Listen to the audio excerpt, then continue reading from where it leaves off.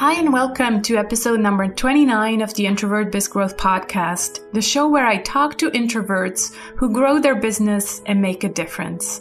I'm Sarah Znekroce and I'm so happy that you're spending this time again with me. Today I'm going to talk to Joanna Penn, who is a New York Times and USA Today best-selling author. But I'm going to get to Joanna in a little bit because first I want to tell you a little bit about this retreat that I just came back from. If you had listened to the latest episode, I was just about to leave on this retreat, marketing retreat in Tuscany. And at the same time, I announced my retreat in Sicily next year. But first, I want to tell you about the Tuscany retreat. So I had a great time. It was an amazing week. I learned so much for my own business. I enjoyed helping the other entrepreneurs with their businesses. It really was an amazing week. And if you might remember that I was kind of anxious because I didn't know what to expect as an introvert. Spending a full week with 7 other people that you don't know is quite intimidating. But turned out that it was an amazing week and I did have enough time to kind of recharge my energy. Every night at 9:30, I just kind of, told everybody, okay, that's enough talking for me. I'm just going to sit quietly in my room, and they got used to that and they totally accepted it. And of course it helped that the organizer, Lou Bortone, was also an introvert, and there was one other lady, Tassie Russo, who I invited to be on the show eventually, was also a fellow introvert. So obviously there was a lot of understanding from their side, but even the extroverts in the group there were totally fine with it because they still had the energy to keep talking, so they didn't need me to participate that much. So anyways, it was a great week, and what I realized is that I really do want to make this happen. I want to create my own retreat in Sicily next year, and I want it to be a retreat that's especially geared towards introverts. But I'm not at all opposed to also have ambiverts there. I don't know if I've ever explained the term ambivert on the podcast, but it's basically people actually just like myself, because I can totally be an extrovert in some situations, and I'm very, social in certain circumstances. But in the end, where I do recharge my energy is by being by myself. And so that's an ambivert, and I think I am an ambivert.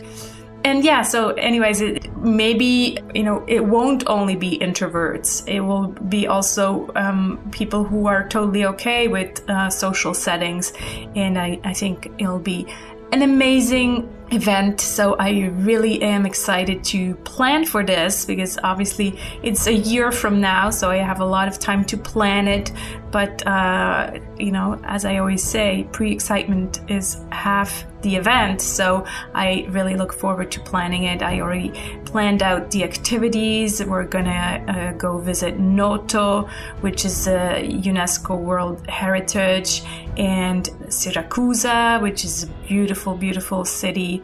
And there's also some other events planned, like a cooking class, and what else did I plan?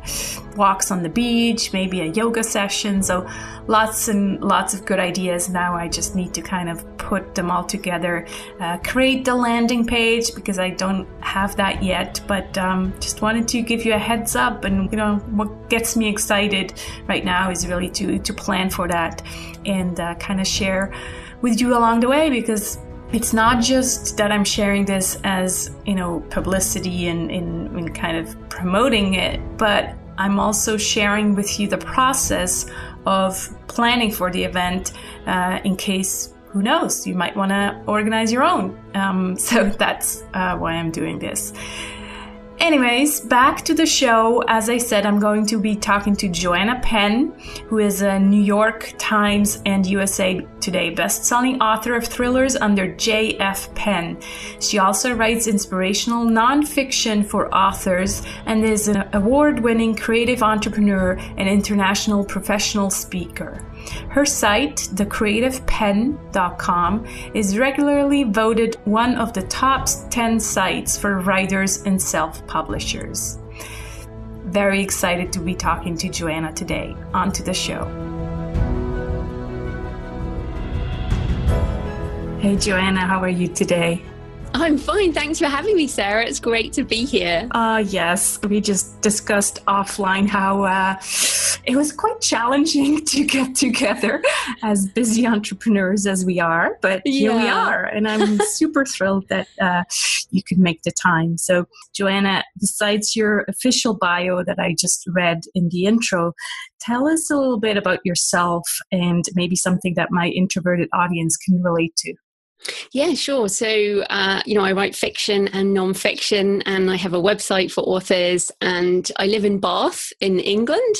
And I guess, in terms of introverted authors, I'll share my secret weapon at the moment, which is I've just discovered noise cancelling headphones. Now, maybe a whole load of listeners already use these. I'm using the Bose ones, and oh my goodness, I don't know about you, but I'm also a sound sensitive introvert.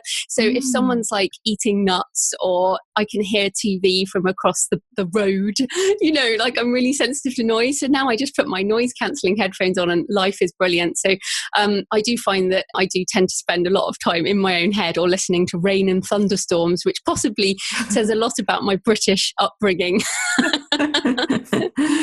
Wonderful. So yeah, noise canceling headphones. I know my husband is a big fan of them. Me, myself, I don't know, they kind of give me a headache sometimes. So, because it kind of blocks everything. And so I feel like I can't breathe in my head, but that's just me. So yeah, tell us a little bit about yourself being an author. Have you always been an author? How did you get into writing? And then maybe how are you currently generating revenue? Because there's the books, but from your website, I could tell that there's also something more related to online entrepreneurship. So that was a lot of questions. So the first one was kind of like, how did you get into writing? Yeah, sure. So it's interesting seeing that you do LinkedIn, because I think of LinkedIn in my former life. So I was a business consultant working with large corporates, and I used to implement accounts payable systems, which is just super boring, but very highly paid. So I worked for companies like Accenture, Capgemini, IBM, and, went into companies and did this not very creative work. But I ended up, sort of mid-30s with the golden handcuffs, being paid enough, a lot of money really to travel and do this work. But I was miserable. I was so miserable. I used to cry at work. And when it got to that point, my husband was like, "What are you doing?" And I'm like, "Well, I can't give up my job because what about the house? What about the mortgage and all the other things that you're meant to do by the time you're mid-30s?" And, so I was like, okay, well, I've spent this 13 years as a business consultant. What do I really want to do with my life? Is this it? Do I just buy another house and build some investments? It was that point. And so I started reading a lot of self-help books, and I started writing my own book about how to find a career that you love. I rewrote that a few years later. It's called Career Change. But back then, when I was 2006, I was writing that first book. And in the process of writing that book and then publishing it, I self-published it back before self-publishing was trendy. And then learning about book marketing and blogging and marketing and sales and all these different things, I realized that actually what I enjoyed was not necessarily the career change aspect. It was the writing and publishing aspect. So I wrote that first nonfiction 2006 to 2008, then published 2008, started my website, thecreativepen.com, pen with a double N, and then started blogging and speaking, so professional speaking as well. And then as I kept going, 2010, 2011, I started writing fiction. And then sort of fast forwarding 2011, I left my day job.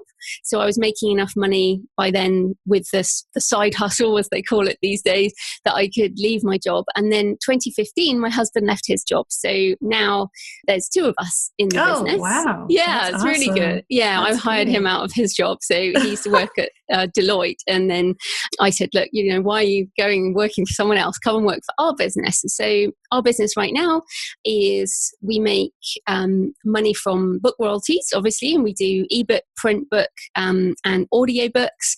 We've sold books in 83 countries, so fiction and non-fiction. So that's sort of the book sales side. Then I have affiliate sales, and I sell other people's courses and products.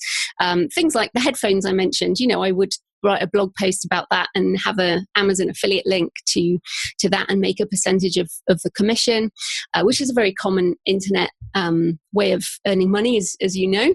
Then I make money from selling my own courses. So I have a course on how to write a novel and another course called Creative Freedom, which is how to make a living with your writing. And then I also have sponsorship, which is things like Patreon and people who pay to advertise on my podcast. And then finally, I have speaking.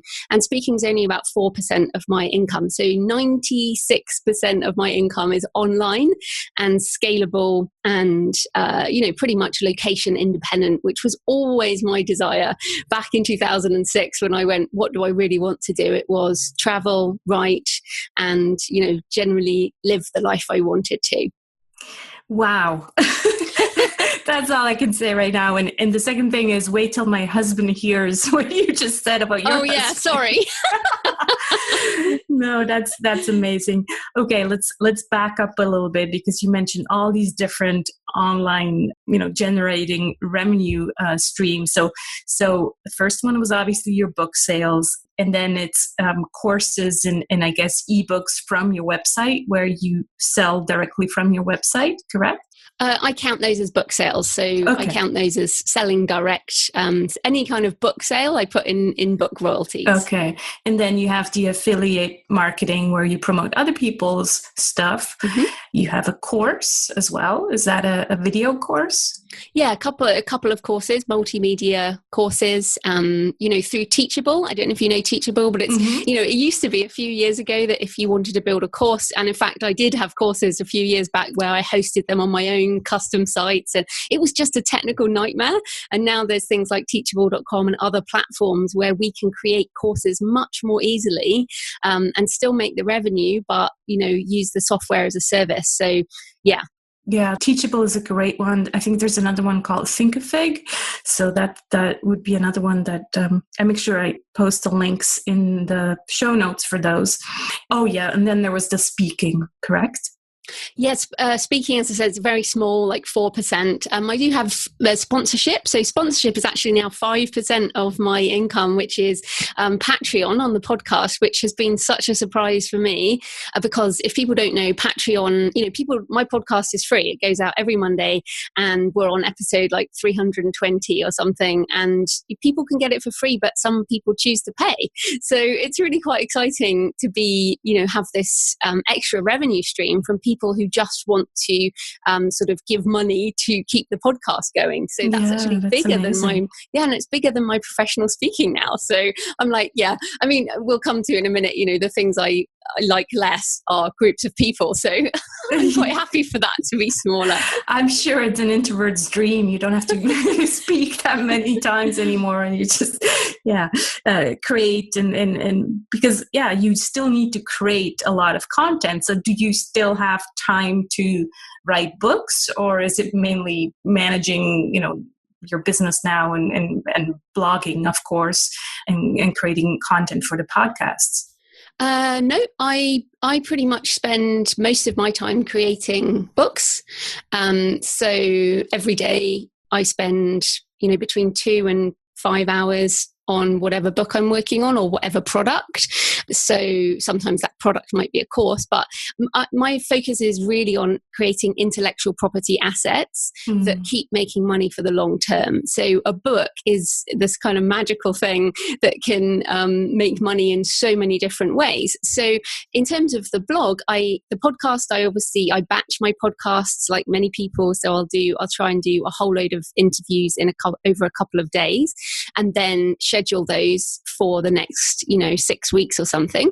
So that batches those together. And then I have a virtual assistant who does all the show notes and also manages the guest posting on the blog and that type of thing. So in the last year or so, I've really tried to switch my creative mode from things like blogging to creating those intellectual property assets. And the big thing, I think you'll hear this from many online entrepreneurs, to grow from 6 figures to multi 6 figures, you really have to start using other people to do the work. So outsourcing the things that, for example, doing a transcript of my podcast is not something I'm going to spend my time on. And then even editing that transcript, is not a great use of my time. So I pay a virtual assistant to do things like editing my show notes and transcript while I spend my time creating new books and products. Yeah, you really need to, save your time for creative outcomes and kind of creating new products that will then sell in the future. Yeah, makes a lot of sense. Wonderful. So let's talk about your introverted superpowers, like I like to call them. What do you think is your biggest strength as an introverted entrepreneur, especially as an author? And for what you do, what's your biggest strength? Yeah, I think it's probably that I really like being on my own.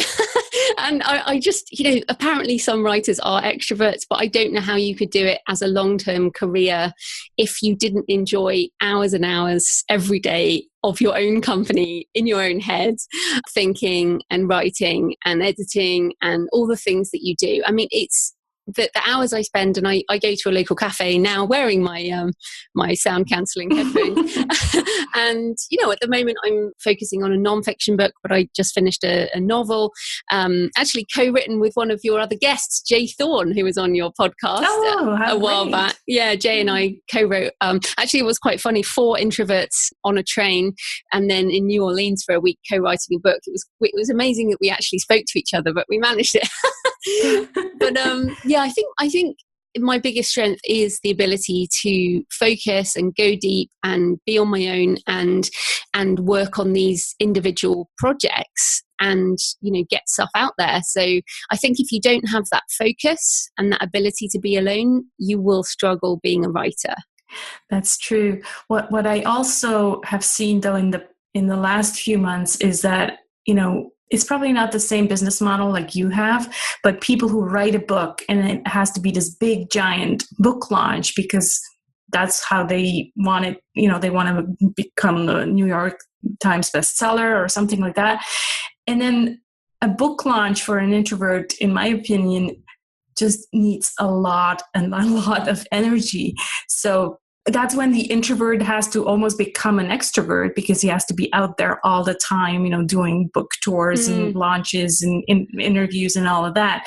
How do you launch a new book? Is it like a big book launch tour as well? Or how do you promote it? That's, that model you're talking about is very much traditional publishing. Mm-hmm. And I'm an independent author, so I run my own publishing house. So because the little known secret is that if you take a publishing deal, you're paying between 70 to 90% of your profit to the publishing house. Right. I prefer to keep that money. So I'm as my own, running my own publishing house as an independent author, that's how I do it. So I don't do book tours as such. To me, they don't actually sell books. I focus a lot on online marketing. Right. So for me, a book launch is often, if you have a book on pre-order and you have scheduled a whole load of online marketing, email list blasts or ads and things like that, the actual launch is not a big deal. I mean, I've got a lot of books now, so a book launch is not a huge deal. But I would say on the doing extroverted things, I'm not a shy introvert. I think that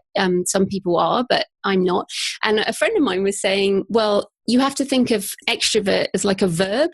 So you have to go and extrovert. So like if you're going to go on TV or something. Yeah, exactly. So if you're going to go on TV or you're going to do a book launch, or if you're going to do anything where you need that sustained energy, you have to extrovert yourself and just kind of fake it and treat it as the job that it is for a while. And then, go back to just being you. So I think that introverts do have to do this type of stuff, and that's fine, but you can engineer things like book launches, product launches to be focused online, where we have the advantage. It really is an advantage to be able to do things online within different time zones and all these different things that we do by marketing online and creating online. Great. Okay, let's talk about challenges or weaknesses, but I like challenge better. So what do you think is challenging for you as an introverted online entrepreneur? Well, you say that, and Tim Ferriss, I'm sure you know of Tim Ferriss, mm-hmm. Lots of people know Tim Ferriss, and I think he actually says, embrace your strengths and then just disregard your weaknesses. Like, if they are a weakness, just forget about it. Don't spend time working on your weakness, just focus on your strength, which I like. So I think I was thinking about this, one of my biggest weaknesses would be not liking phone calls. I will do anything. And this is different because we scheduled a podcast, and when there are questions, like you sent me questions and I thought about it. So it's not like a phone call, but I literally will not answer my phone. I'll never answer my phone to just, randomly. And that's why I don't like things like PR. I know you had Janet Murray on the show, which is hilarious because I had her on my podcast talking about PR. And afterwards I said to her, Janet, I don't think I'm ever going to do anything you said because I don't want to follow up with anyone. I don't want to phone anyone. I don't want to be on the phone. And so I think that is a weakness because sometimes a phone call can really help. But I'll find myself, like, someone will say, oh, can I just talk to you about this? Just get on the phone for 10 minutes. And I'll say, no, I'm working in the library. And so I can't get on the phone because I'm probably lying about that. That's funny. I think it was Ian Brody, who's also in the UK. I don't know if you know about him. No. He's into email marketing. And he said the exact same thing about not liking phone calls. And I don't know if it's every introvert, but yeah, I'm definitely not liking phone calls either. And I just always prefer emails. It's like, because I can think about what I want to say. Like, it might take me a half hour to write the perfect email, but at least it didn't have to confront the person over the phone. So totally get you on that. And maybe it's, like you said, maybe it's just the ability to think about it beforehand, which makes podcasting much easier because as the host, you research the person, and as the interviewee, you've got the question. And in fact, I get really upset if people don't send me questions beforehand. Like, I'll be emailing the person going, where are the questions? Let me prepare. Yeah, exactly. So I do think that is a kind of introverted thing. We're less spontaneous maybe than extroverts.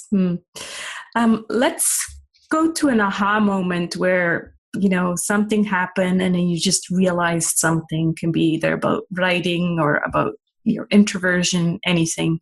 Something come to mind? Yeah, so I was thinking that it was probably the biggest thing that made a difference to my life now is that back in 2008, the global financial crisis, I'm sure people remember that. I was one of the many people laid off during that time. Those first few months in 2008 was kind of completely crazy. And my manager came in the room, and I was working in one of those big open plan floors with hundreds of computer workers, horrible thing that I think about now. But he basically came around and gave everyone a piece of paper, and everyone was laid off in one day. And we were given a couple of weeks' money, and that was it. Now I got another job within a couple of weeks, but at that moment, I thought, I just lost all my income in one day. One company, one person somewhere in a chain said, right, get rid of that, cost center, and that was me. And so I just decided that day to never let one company control all my income. And so that's really shaped the way I run my business. So, I don't rely on one product. I have multiple books. I have around 100 different streams of income at this point. Oh my God. Wow. Well, some are like $5 a month, but some still it adds up, right? It does. And some are thousands of dollars a month. I have multiple books. So if you're an author, never rely on one book. It will only ever be either a small trickle or a spike, and then it will disappear. I sell as I said, I've sold books in 83 countries. I work on global marketing. I don't do anything locally. I'm not at all interested in selling in a bookstore in Bath. What I want is to be in every country in the world. I make money in multiple currencies, and you and I, being in Europe, we understand how the European political situation right now is affecting the currencies. And to make money in US dollars as well as GBP, as well as Australian dollars, for example, and I'm trying to grow my income in the Far East, will help hedge those things over time. So it's like an obsession of mine to make sure that or fiction and non-fiction, having both fiction and non-fiction means that as things go up and down with the market, I've always got something cushioning me. So that's probably the biggest aha moment that day. And I still remember it, being handed a piece of paper that basically said, that's your money cut off. And I will not let that happen again. Yeah. I think, I don't know if I should bring this up here, but it's just that something happened yesterday. This guy who was supposed to put our armoire together again that we had taken apart because we had some work done in the house. I called him and I said, look, we can put this back together. And he told me, I just had an accident. I cannot work. I have to be in a wheelchair for at least 4 years and all of that. Yeah. Why am I bringing this up, Joanna? Just because this is, great in terms of, spreading your different income streams. I think what we need to remember here also as entrepreneurs is to take care of ourselves, because we are, in the end, our biggest assets, right? And so this is very important to me to kind of make sure that we also take care of our own health, right? Because if we do all of this is great, but what if something happens to us? Or what if we work so much that we, because we're our own biggest assets? Would you agree? To a point, but the point of running an intellectual property asset business is that each of my books become a profit center as such, because I totally agree with you. And up until, like I said, about 2 years ago, everything was dependent on me. Mm-hmm. And if I got hit by a bus, it was all going wrong. Mm-hmm. and then I basically started thinking about, okay, so how do we make it that if something happens to me, which it will at some point, let's face it, none of us are going to live forever. How will this business carry on, and how will it benefit my family? So it depends on where the listeners are in their journey into entrepreneurship. Because when you're just starting out, like if you're making $10 a month, then that's brilliant.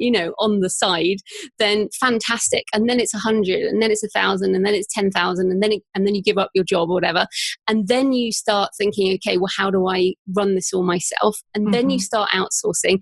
And then at the point where I am, it's how can I make this come? Like I want to appoint a CEO at some point so I can just get back to writing. Right, exactly. But I totally agree with you. And some of this, but let me just coming back to intellectual property, I just want people to really think about that, because the problem with like having a content-based business just based on affiliate income, for example, that will go away the moment something changes, like the algorithms, or you have an accident or whatever. But books and intellectual property assets will keep paying you money, a bit like investing money in various bonds and stocks and that type of thing. Right. So I just want people to think in a much bigger way about what those income streams can be. They don't have to be all you, and that's the kind of scalable thing.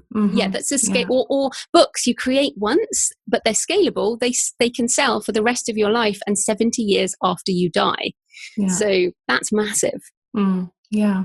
Well, I'm glad we brought that up, and I'm glad we kind of went full circle and said, okay, this is all the things you can do, and you're already doing them. That's amazing. And still, it's important to first of all take care of yourself, and also make sure that you add income streams that are not directly related to you, and that keep coming in. So wonderful. Let's shift gears a little bit and talk about some tools, online tools and resources that you're using in your business, or that your virtual assistants are using maybe.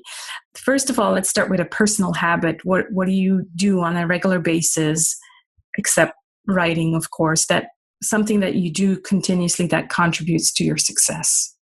I think the main thing is managing a schedule on a daily basis. And my time, I book my time out 6 to 12 months in advance in terms of the big blocks of time. So speaking is a good example. I get asked to speak a lot, but because it's so exhausting for me, I say no to a lot of it and yes to things that either help me travel or that I really want to be part of. So I use Google Calendar and I will schedule those things in, and then I will schedule my writing time, which is a daily recurring writing slot. Then I'll schedule things like this always in the afternoon. I'll schedule time out because I'm really bad at falling apart after events. So tomorrow, for example, as we speak, no, not tomorrow, Saturday, which is in 2 days after we speak, I'm doing an event and I've put Sunday and Monday, my diary says recovery time. Nice. So that I don't book podcast interviews or anything else on those days, because I know how tired I'm going to be. Even though every time I go, oh, it will be fine, I know that I need that. So using a calendar to schedule things like recurring writing time and recovery time, those are the things that can help you, and to make sure that you've scheduled holidays and breaks, like you said about looking after yourself. These are things that are really important to do. Yeah, especially the recovery time after events. I learned that the hard way, where I thought, well, it's at night, so I can do a training the next day. No, I can't. It's just, no. My whole week is going to be unproductive if I do that, because I'll be so tired that the next day, then I won't be able to do anything. So it's just good to, reserve that time for recovery. Wonderful. What about an internet resource that you use continuously? Yeah, so I want to share two, because if people are writing books, these will really help. So Scrivener for writing. Do you know Scrivener? I know it by my husband. Yeah, because he does that. Aspiring writer. Yes. Oh, great. Well, Scrivener, if people haven't used Scrivener, if you're writing fiction or nonfiction, Scrivener is amazing writing software. Just really revolutionized how I write books. Helps you organize so much better than using, Word or anything like that. So that's for writing. And then Vellum for ebook formatting. So, getting into how to self-publish is another question. But if you're formatting your own ebooks for the Kindle or iBooks or whatever, Vellum is incredible. It actually makes ebook formatting really fun. So that's Vellum. It's only for the Mac, but people who are PC users have started to use it within Mac in Cloud, which is like cloud-based Mac software. Oh, wow. Yeah, because Vellum, it used to be that, you'd have to pay people to format your ebooks, but Vellum makes it so easy. And it means you can update your Kindle files all the time. So if you write a new book, you can change the back matter and upload it. Or if someone finds a typo, you just change it and upload it. And it's just amazing. Completely revolutionary for ebook formatting. So that's Scrivener and Vellum. That's really helpful. I remember probably about 4 years ago when I published my first ebook on Kindle. It was a nightmare. Exactly. It was like, so this sounds very helpful. Wonderful. What about a book that you would recommend to the Introvert Biz Growth audience, and why? Yes, I read so many books, like I'm sure everybody listening. Do introverts read more? I don't know, but I think so. Yeah. Certainly. So I was trying to think, and then again, it will depend on where you are in your journey of being an entrepreneur. But I went with The Success Principles by Jack Canfield that had a 10-year anniversary last year, because that's the book I read back in 2006 that changed my life, because it's about how to get from where you are to where you want to be. And the very first one is take 100% responsibility for your life. So I was at that point, I was working in this very good day job, making very good money, but I was miserable. And I had that realization that all the little decisions I had made got me to that point. I had said yes to things that I shouldn't have said yes to. I took the money over the passion. There were I thought I'd just fallen into this, but 13 years later, you can't really say that you've fallen into it. You know what I mean? So reading that book and taking responsibility for my life, now I can look back at the last 10 years, so since 2006, 2007, the little decisions I've made and the choices I've made have led to this point, which is where I'm really happy with my life and my business, and I'm being creative and making much more money than I made back then. So yeah, that's the Success Principles by Jack Canfield. Wonderful. I'll make sure to add that into the show notes. And then of course we probably won't be able to link to all your books, but probably to your author page on Amazon. Is that the best I think page to link to, or to your own site? Yes, I have a book page at thecreativepenn.com/books. But I'd just recommend to people, if you want to check out one of my books, probably The Successful Author Mindset by Joanna Penn is the one I'd recommend, because that comes from 10 years of sort of self-doubt and comparisonitis and fear of failure and all the things that we feel as writers and as entrepreneurs. That book, means a lot to me and has helped a lot of people. So hopefully it will help some people listening as well. Great. Okay, we'll link to that one and then just to the general book page.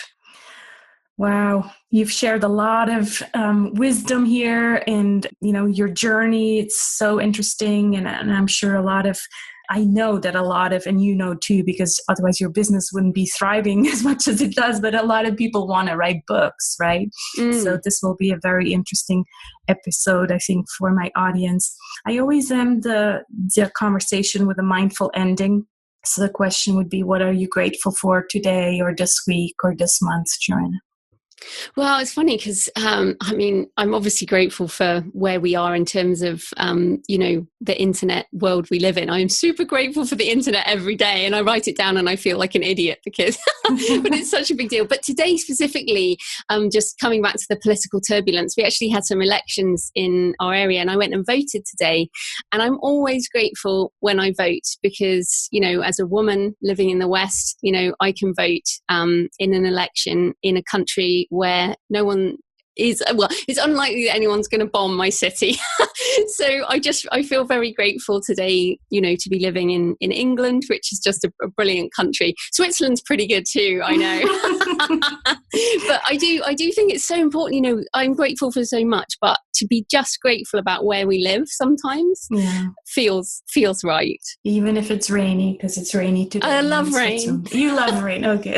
I'll send you mine. I listen to rain on a sunny day. So I'm just like that. I wonder if all the British are like that, because otherwise how would they deal with it? It's been a wonderful conversation. Thank you so much for taking the time and sharing your story and sharing your wisdom with my audience. I'm very grateful for that. No worries. Thanks for having me, Sarah. Thanks, Joanna.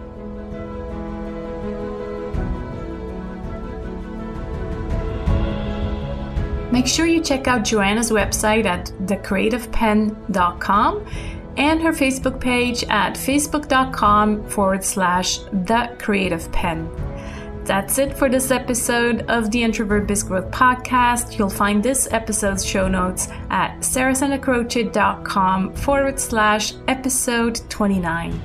And if you don't have it yet, get your free 4-step guide on how to say no to grow.